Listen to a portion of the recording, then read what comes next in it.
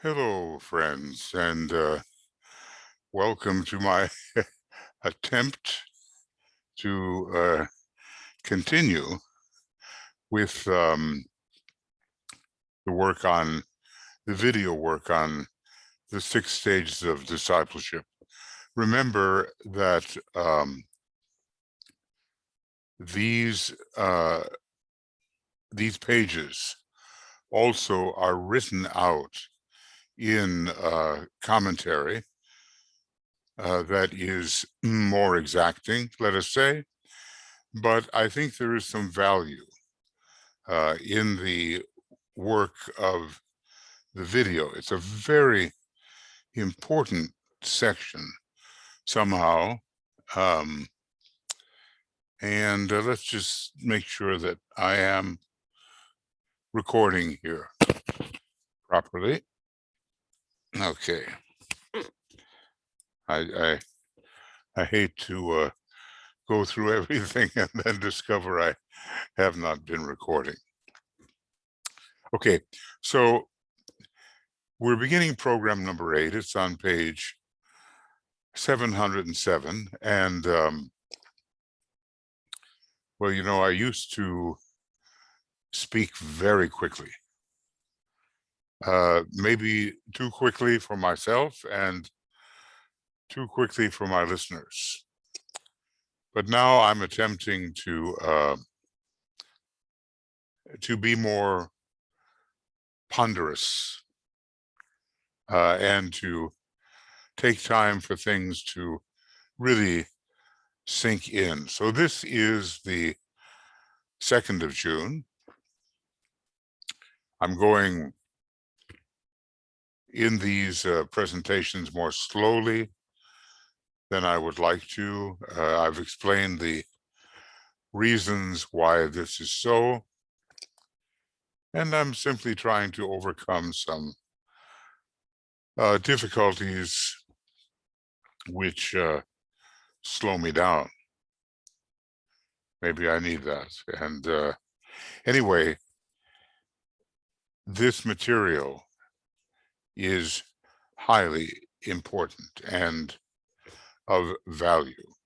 So we're beginning on page 707 with program number 8, the 6 stages of discipleship, SXS stages, discipleship, video commentary. Okay, moving onward then. In the Aquarian Age, which is now so near, relatively speaking, and let's say that this was, let's see if I can do that. Relatively speaking, this was written maybe 180 years or so before the Aquarian Age actually would begin in the year 2117. So written, let's just say about 180 years before the beginning of the age of Aquarius. Well, I guess in the way that the Tibetan counts time, this is actually not much time at all. There will be an externalization of the inner ashram upon the outer plane, and we'll have among the externalizing masters, we will have Moria and I think KH, Kurumi, and we will have an English master, probably along the 3rd ray line, an English master. And we will have also, excuse my spelling, Master R. He's always externalizing. He was very much before the mind of Europe at the end of the 18th century. So Master R, and also expressing right human relations, the peculiar keynote of his ashram, Master DK. Maybe we would not have thought that Master DK was particularly expressing right human relations, but so it is. So it is. In other words, that would be his special focus. Disciples, initiates, and world disciples, note the distinction there, because world disciples generally are considered those who have achieved the third degree.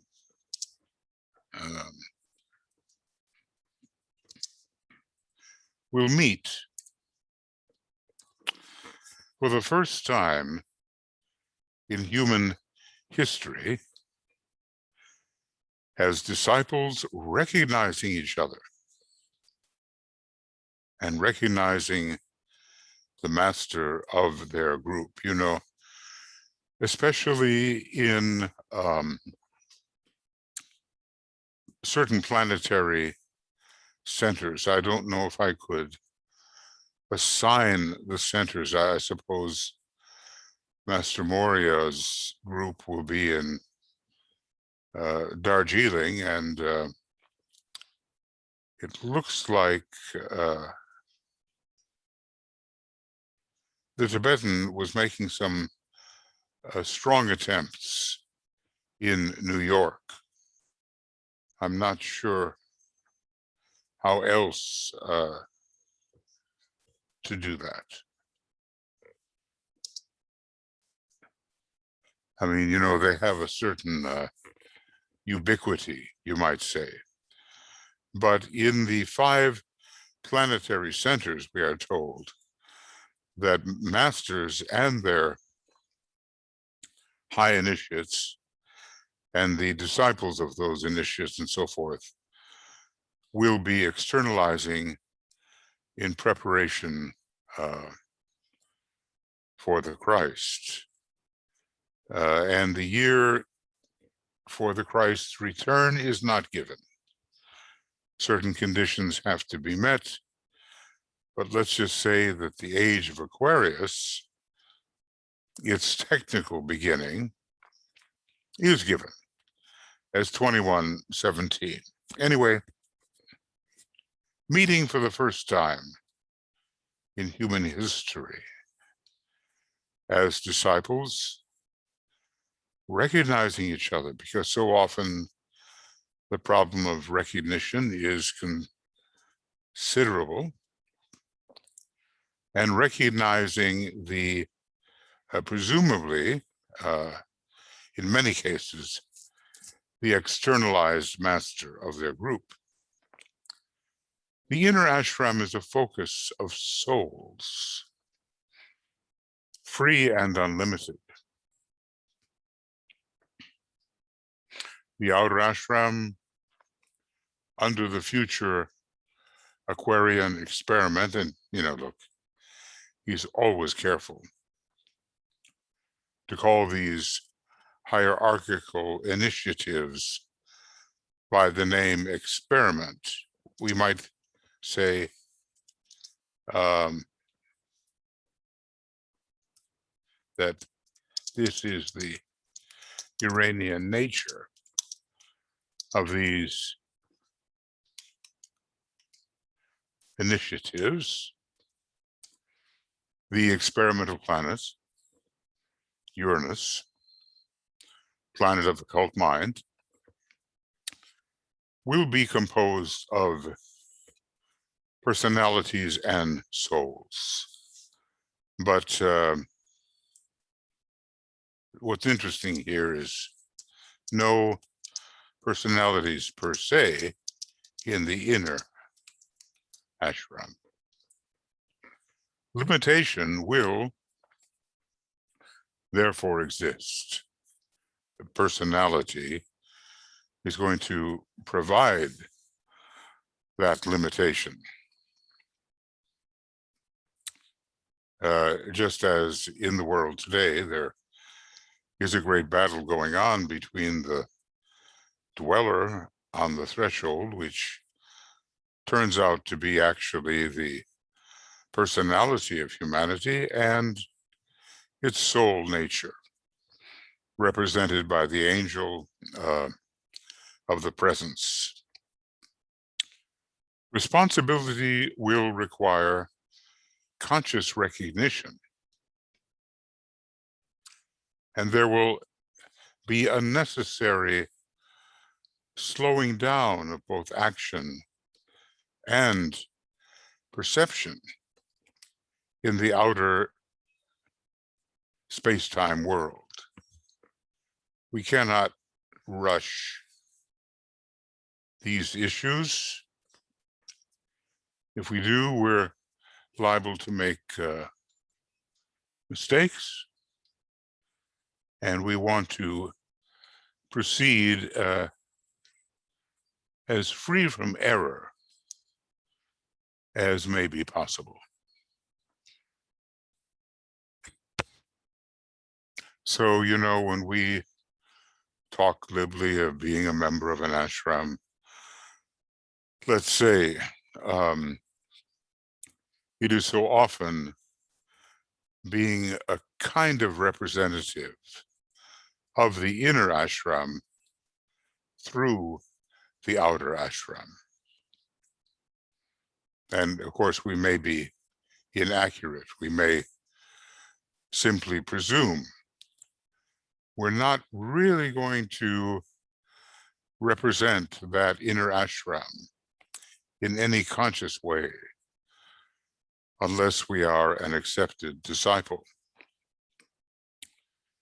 Now that can occur between the first and second initiations, just as it did for so many in DK's group that he had gathered as accepted disciples in relation to his ashram.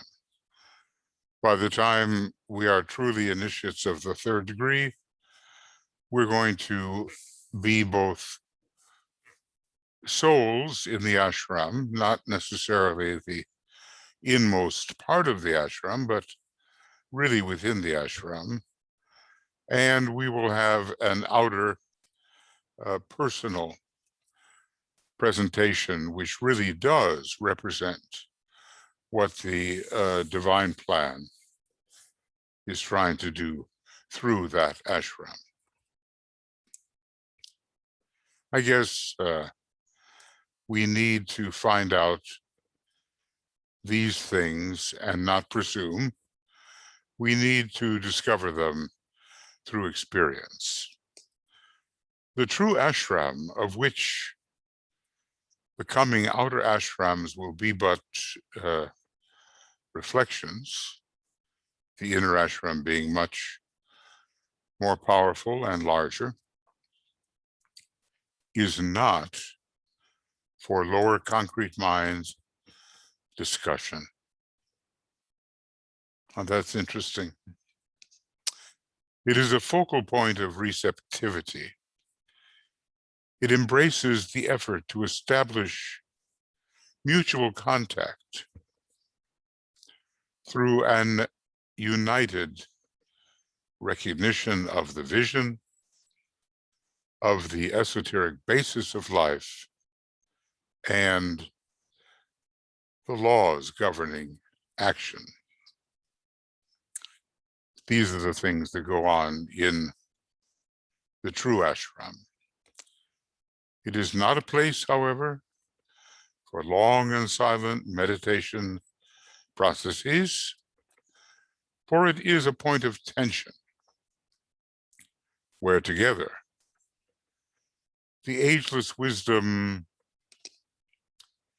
in its more esoteric aspects is discussed, where the nature of soul relationship is recognized, and where the fusion of auras and the interblending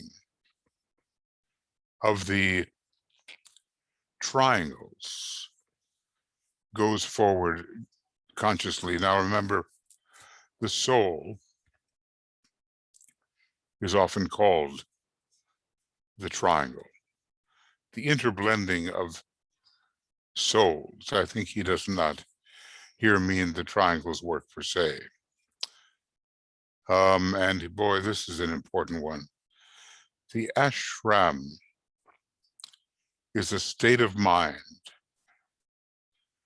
of a spiritual group. It is a point of united thought. It is the center for the clarification of the vision and not of physical plane methods of work. So I'm going to make that section rather larger because it is so important. A state of mind of a spiritual group. So it involves mental consciousness, and that mental consciousness is of the abstract mind and of the transcendental mind, which is another name given to the intuition. And note that in an ashram, thought is united. I think there's not so much deviation or what we might call debating or arguing. Debates are held, as they were held regarding the speed with which humanity should be exposed to the ageless wisdom, and that was certainly taking place on higher levels. A center for the clarification of the vision. How clear is our vision of what has to be accomplished, and not of physical plane methods of work. These are worked out by the disciples and the discipleship groups themselves. And a lot of freedom is left to that working out.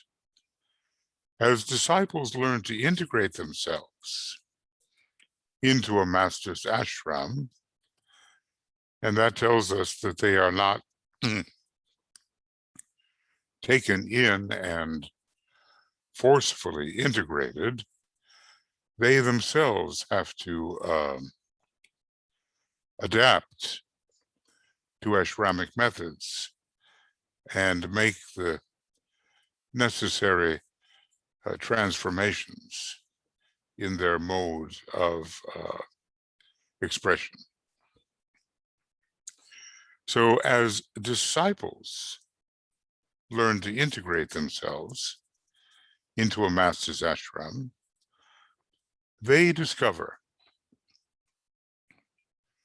that the first thing they have to do is establish a basic harmony, an underlying harmony, a foundational harmony between themselves and their fellow disciples, and to reinforce the contact between their own souls, the ashramic group, and the master. Well, you know, for those of us who are really interested in becoming ashramic workers, this is sound advice. The first thing is the basic harmony. So I think when DK discusses first things, we should really, you know, take note of those statements. Then they learn to comprehend in the ashram, through discussion and experiment, the nature of the energies which are seeking world expression, and the nature of the forces which must be reduced to powerlessness, because the ashram will help to neutralize these countervailing forces, which are basically misleading, deluding, obstructive. So these forces must be reduced to powerlessness if these new incoming energies are to prove effective in bringing about the desired changes under the plan. But note, through discussion and experiment, it's not that place for long, silent meditations, etc. It's a working center which has the goal of world work. So there's been a considerable decentralization that has occurred before a disciple is truly admitted into the ashram and is not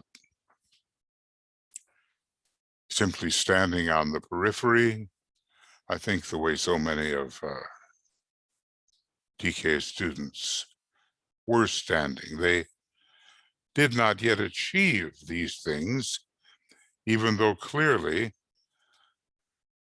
the requirements were presented. And in the book, Discipleship in the New Age, Volume 1, maybe, you know, the first 100 pages or so, you know, the last 100 pages or so, the actual page numbers are different, but what you had to do was clearly presented by Master DK. What will work and what will not work. So discovering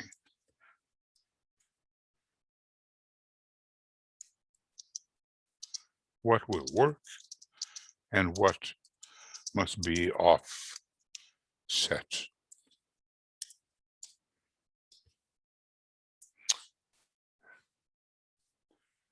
The difficulty of the work increases all the time,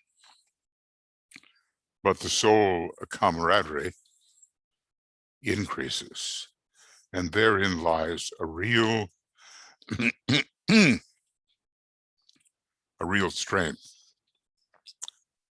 They learn also. See, the ashram is really a place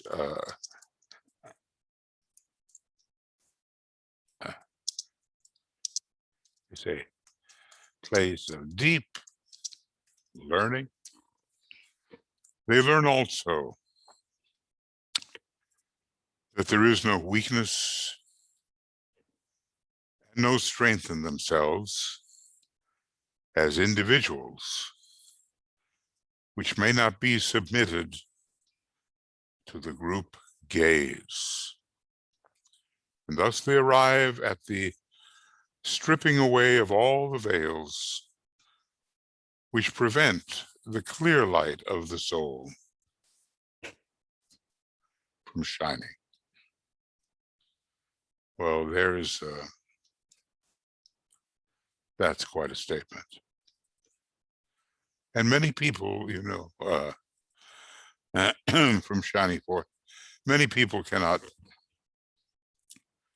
tolerate this group gaze. They become overly sensitive, and they become personal when they are subjected to the group gaze. I suppose it's something one must simply get used to.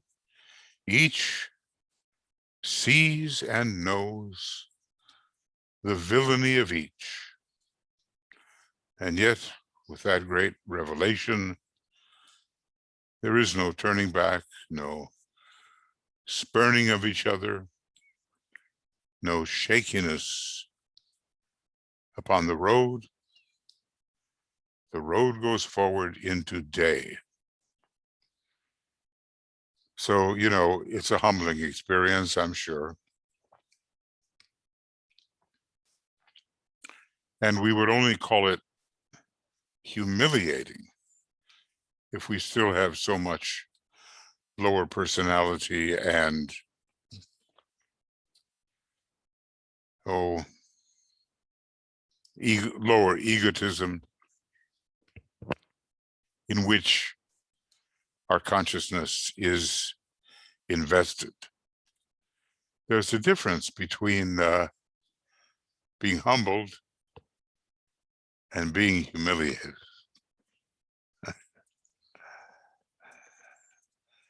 The goal of all work, by the way, this word, the group gaze,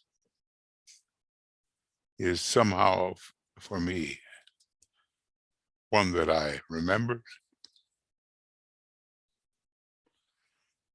and one that stands out in my mind.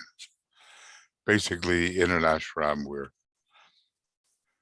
we're not hiding ourselves, and everybody is within the ashram quite perspicacious,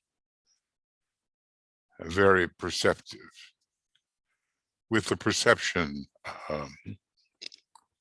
of the soul. The goal of all work done in the ashram of any of the masters is truth on all levels and at all times. Now that is another gem of a statement. And so we see that if we do not practice the truth in little things, we're not really preparing ourselves for the kind of work that has to be done in the ashram. What is the truth of the matter? Not how we would like it to occur, not how we might exercise wishful thinking or delude ourselves into thinking that something false is occurring when something far more real is on the level of truth. It will be humbling. But to be humbled is the faster way to be carried away by our glamours and illusions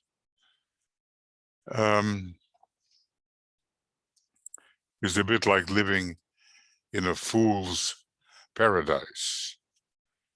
We're glamorously, illusorily happy that we think things are thus or so, though there may be that little niggling of the truth within us, which makes us at times feel uneasy. But we are wasting time with obstructions, with chaotic actions, with misleading glamours and stultifying illusions. And when we wake up from that, we will realize how much time actually we have wasted. As disciples learn thus to work from a point or center of light, understanding the truth into which they are being steadily integrated, their exoteric usefulness and effective service will be greatly increased. We don't want to be useless. I remember a long time ago, but I worked at the Arcane School, and we all had our intake interview, and Mary Bailey was the director. She told a story, well, she basically said, "Why are you here?" And I don't know, I kind of said, in order to be useful. Of course, the Tibetan, in one point, he says, "What makes you so sure you are useful?" And Mary Bailey told the story that Foster Bailey had said, "Well, at least let me be useful." So exoteric usefulness and effective service increasing when our deliberations are light-filled, infused with the presence of the soul, and when we understand the truth. So then disciples will, as a group, know what has to be done and find eventually that it is done. I guess it's astonishing to think that we may not really know what has to be done. So can it be that we waste much time in not really knowing what has to be done? I would say, yeah, it can be. We imagine, we wish, we dream, we are misled. But gradually, as the lower ego subsides and the disciple becomes increasingly decentralized, then the light enters in.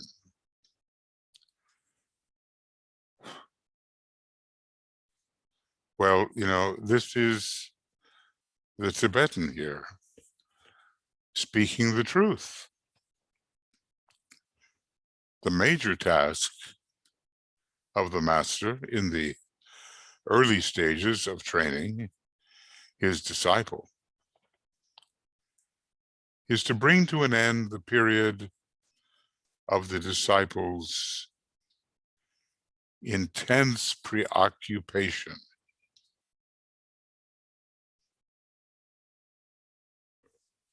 with himself. We may think it is not true, but this is how the master sees it. His preoccupation with his service, with his reaction to the master, or the promise of future contact with the master, with his own ideas, which may be quite inaccurate, anent discipleship and his personal interpretations of truth. So sometimes we have first things and major things. This is one of the major tasks. How does he do it, you know? Certainly the disciple will be humbled in the doing of when subjected to these methods.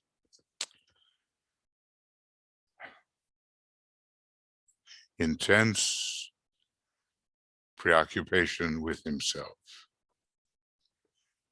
with his service, with his reaction to the master, or with his promise of future contact with the master, with his own ideas anent discipleship, and his, and note the word personal, his personal interpretations of the truth. It's not necessarily the way the ashram sees it. In fact, most probably it just isn't. But this is a place of training, and gradual integration will occur. Maybe I should call it a point of tension of training. So it's the, the point of tension, the state of mind of a spiritual group. The master takes a group of people with fixed ideas, which they are entirely sure are correct, being the best and highest they have been able to grasp to date, and with the conviction that they have reached a point where they have registered certain spiritual values and concepts, where they have evolved their own formulations of truth, and where they are eagerly demanding the next step. So this is kind of how we would enter an ashram, even if we are included in the ashram. This is our initial state. Fixed ideas, over assurance, because we just don't know any better. Full of conviction that we have arrived at truth, when our truth is simply maybe a tiny bit of the truth, that the larger perspective sees. And so we think, okay, we're standing on a good basis.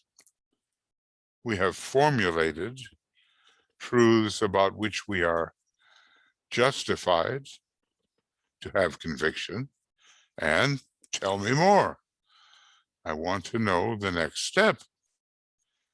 Well, what is that? The first thing which he has to do is, using a strange or a strong and perhaps a strange phase, is to blast them wide open. I remember from arcane school days, there was a secretary, a mentor, well practiced, but who decided that it was her task to blast her students wide open. Well, maybe the master knows how to do this, but we can understand that errors in both direction and technique can be made by the presumptuous disciple who decides to do some blasting. Anyway, to use the strong and perhaps strange phrase, to blast them wide open, to give them a deep sense of insecurity as to the formulas and symbols of the lower concrete mind, and so prepare them for the reception of newer and higher approaches of truth. It must be, wouldn't you say, an uncomfortable and, again, humbling moment for the disciple, newly entered into the ashram of which he or she expects so much of growth and progress and so forth. And this blasting, apparently, this sense of insecurity, this is frequently brought about by forcing them to question all conclusions of the past. Now, maybe we have seen in the Tibetan's letters to his students some of this process which blasts, and well, it's not quite a word that seems correlated with the Tibetan's technique. He generally is skillful and gentle, but he did say he would tell the truth, and he has had to tell the truth to quite a few people who really didn't want to hear it. Well, we have all, disciples and initiates of all degrees, to enter the secret place of initiation with a sense of blindness or loss of direction. This is, of course, has its Masonic correlations, and with a feeling of complete destitution. I will say Masons will recognize the associations. Destitution and blindness.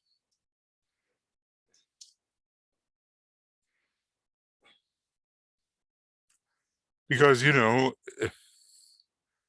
the secrets of initiation are not what we imagine them to be. If working from our own or our old presumptions. It's something quite new. And maybe often we are shocked to realize the nature of the newness to which we are being exposed. The disciple needs to bear in mind that he has to become a moving point and hence a line. Now, will that point wax and wane in strength? Probably. There will be moments of brighter illumination and moments of apparent retrogression. He ascends towards the hierarchy and assumes the correct spiritual attitude. But at the same time, he descends into what he erroneously regards as the depth of human difficulty and iniquity, if necessary, thrown into some very perhaps sordid circumstances, S-O-R-D-I-D,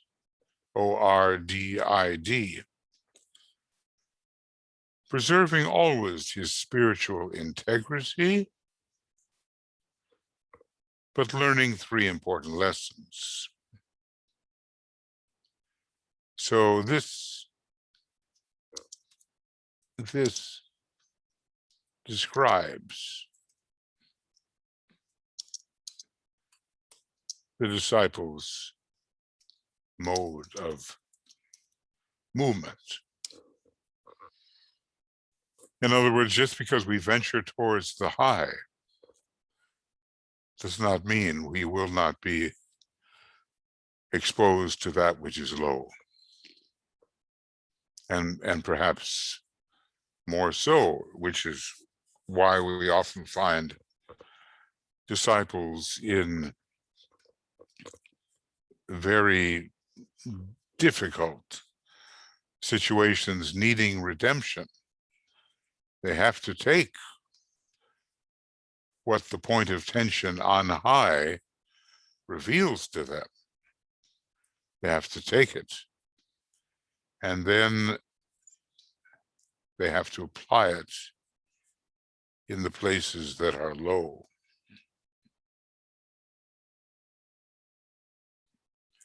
And that's, part of the redemptive task, to take what is high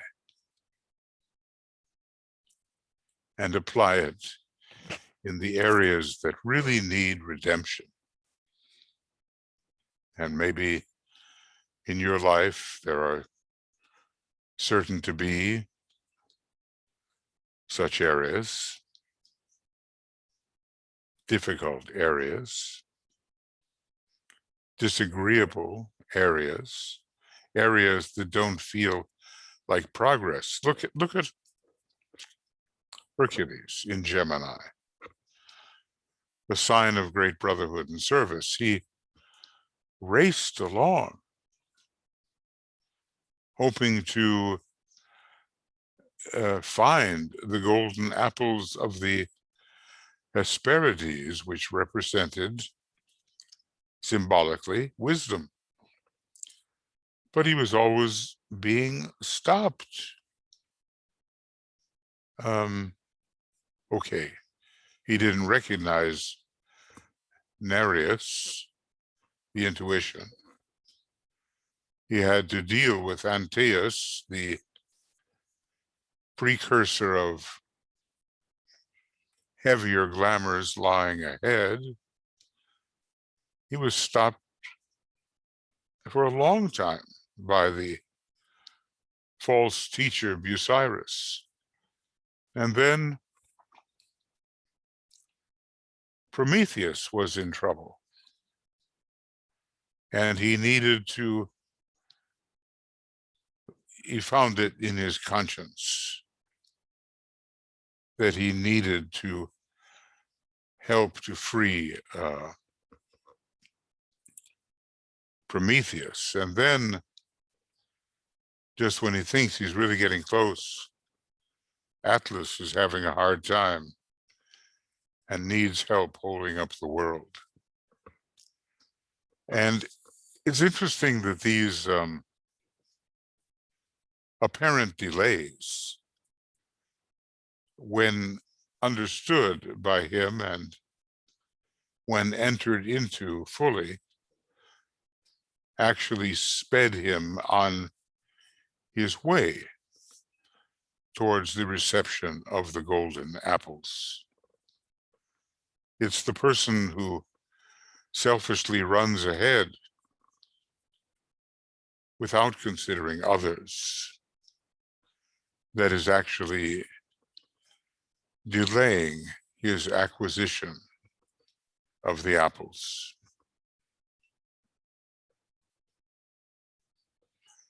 Well, we've all had a very checkered past, and the past of every one of us as an emanation of the One is unique, and we will encounter those kinds of experiences which are suitable, karmically demanded of us, and dharmically indicative. And maybe everyone will encounter something a little different, but the general idea is brought forward in the myths and in the labors of Hercules. Okay, now, so he may descend into very difficult situations, helping people who appear almost to be beyond help. But somehow he knows how to keep his spiritual integrity, and he learns 3 important lessons. What are these lessons? The recognition that he shares all human tendencies, good and bad, and hence is able to serve. He is adequate to meet the kind of experience he encounters. It may be good, it may be bad, but he can draw from his own experiences something that will allow him to function serviceably with respect to the person who presents him with certain behaviors. Now, this one's a really good one. And I wonder if we agree with it. While maintaining his spiritual integrity, he learns the discovery that the thing he most despises and fears, because we often hate what we fear, is the thing which exists most strongly in him, but which is as yet unrecognized. He discovers also that he has to explore and know these despised and feared areas of consciousness so that they can become eventually an asset instead of something to be avoided. Because if we run in the other direction and are not compelled by a sense of duty, we accomplish nothing. He learns to fear nothing. He is all things. Now, these are powerful statements, and I've often repeated that we are the one, we are the, finally, after all the unveiling, we are the universal logos, and within us is every tendency. And in a supra-universal sense, we are far more. What's he learning? He is a human being, but he is also a mystic, an occultist, a psychic, a disciple. All these things he is. And because of all these acquired states of consciousness, he can eventually become a master who recognizes all this within himself. He has mastered all stages and states of awareness. Well, so much for saying, you may be like that, but I'm like this. And to say so in a somewhat proud and egotistical manner. So much for that. We have everything within ourselves. We have mastered all stages of behavior and expression. And then, point number 3, the uselessness of past attitudes, clamors, and dogmatic ways of looking at life and people, based usually on tradition and circumstance, when they separate him from his fellow men. Let's just say the uselessness of the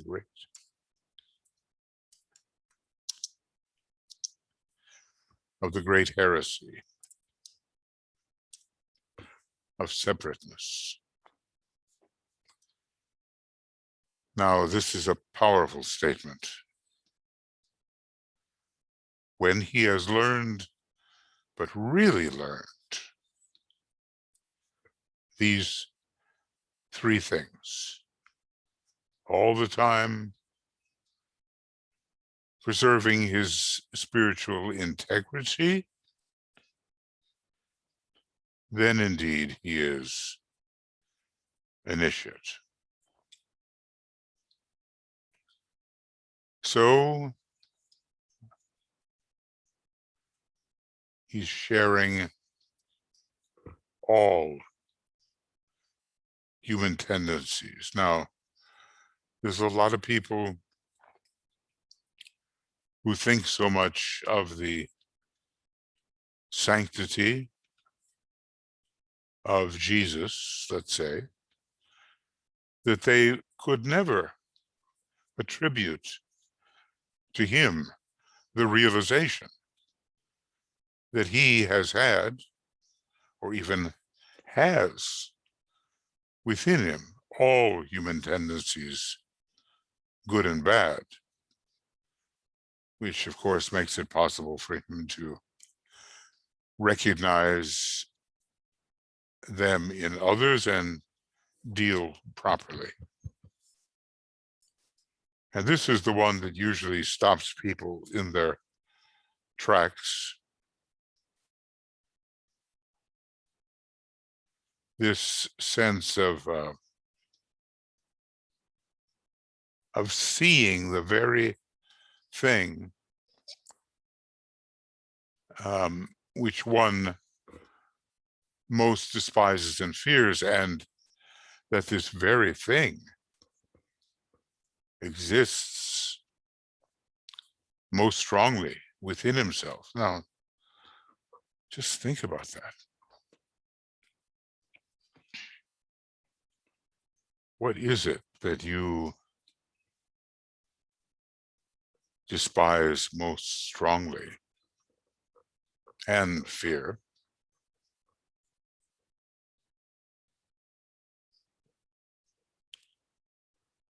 And can you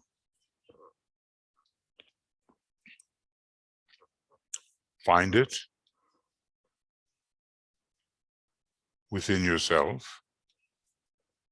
Or are you busy, as so many are, projecting it on others?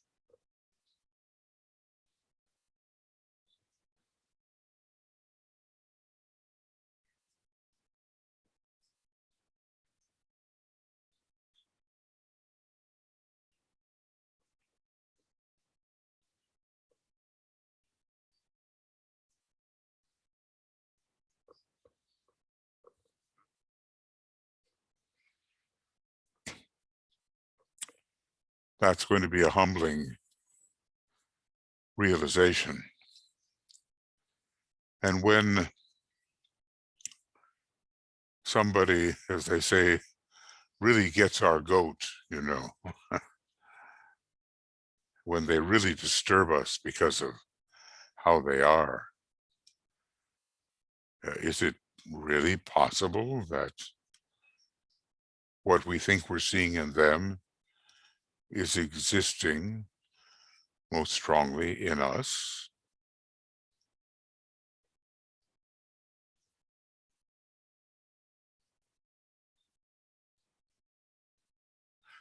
I can maybe use an example from myself, you know, when someone puts his hand to the plow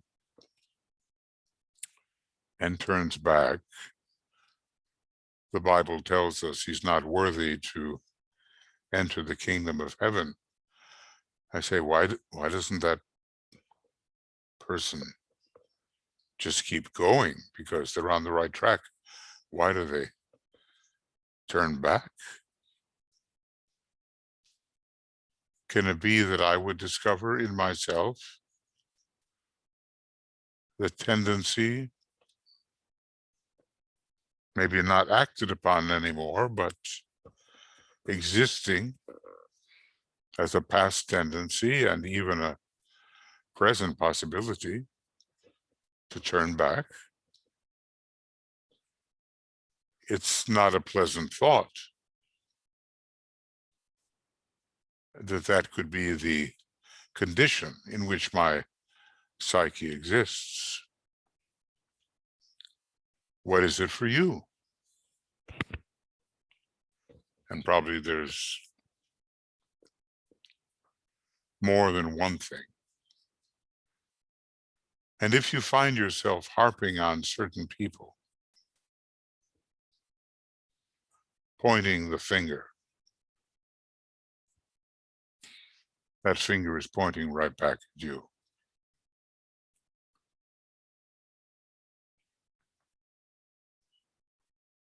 And these are some of the secrets of the occult path.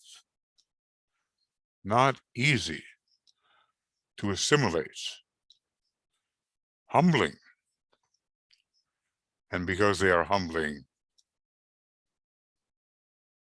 they help us remove the veils. But it's a good thing to know human nature inside out, and the Master does know human nature inside out.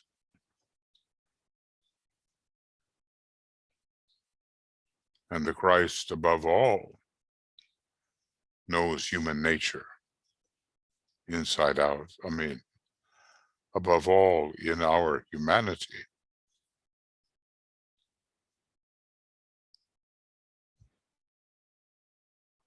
Well, anyway, the state of fearlessness enters. And here come these statements which can be so easily overlooked.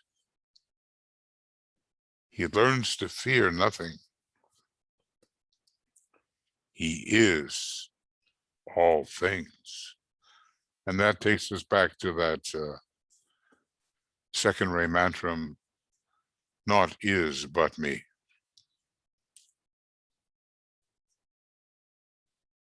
That doesn't mean you have to be on the second ray, but somehow we all share all of those 7 words of power, and maybe the one connected with our soul ray, given our present state of development, most strongly. It's most strongly represented in us. So for the second ray soul, not is, but me. And then we just finally cannot be separative. And we cannot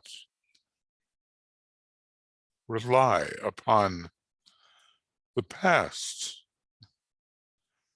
when we are trying to make our way into the initiatic future. So there are a lot of enigmas, riddles on the path here.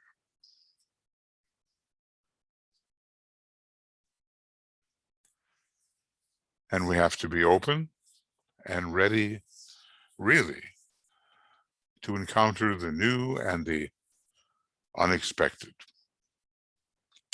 Well, this is going to take us to, we really haven't covered a lot of pages. I know I'm speaking quite slowly, so it's hard to cover pages when you're speaking so slowly, but it goes up to page 709. And that's where we will begin when right now I'm not doing these very, very lengthy programs because it's not, working for me to do that right now for various reasons. And this takes us from 707 to 709, and we'll begin program number 9 with page 709, and whether it will be today or whether it can be later, it just depends. So friends, thank you for being with us. Study hard these matters. And I hope that a little something of what I'm elaborating that you find useful somehow. And this will be sent to Makara and also to our YouTube program, our YouTube channel. So we'll continue here. We still have quite a few pages, maybe another 70, 80 pages here. So we're not done by any means. And deep matters are taken up. Okay. Thank you. Lots of love from all of us and everyone on the communications team. We'll be seeing you soon.